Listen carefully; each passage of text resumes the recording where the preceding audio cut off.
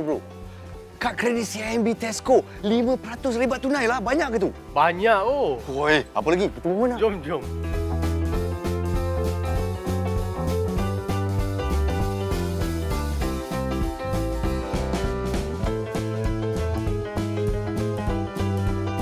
Okey, nampaknya cukup untuk 30 orang.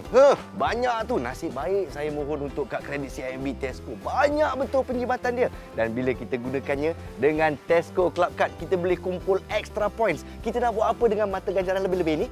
Kita nak tukar dengan voucher tunai Tesco. Lebih banyak penjimatan. Yang paling bestnya, bila kita gunakan kad kredit CIMB Tesco, kita boleh kumpulkan mata untuk Club Card di mana-mana sahaja.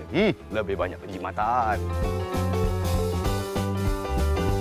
Jangan lupa Tesco Club Card saya. Okey, terima kasih.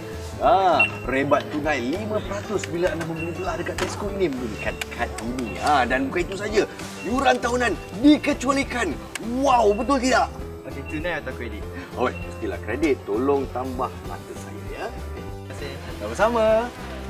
Dan bukan itu saja, kalau kita gunakan kad ini di 4,000 store jualan CIMB di seluruh negara, kita boleh menikmati pelbagai tawaran. Nak tahu kedai yang mana satu? Muat turun aplikasi CIMB Deals dan kita lihat senarai kedai-kedai yang mengambil bahagian. Terima kasih. #aku suka.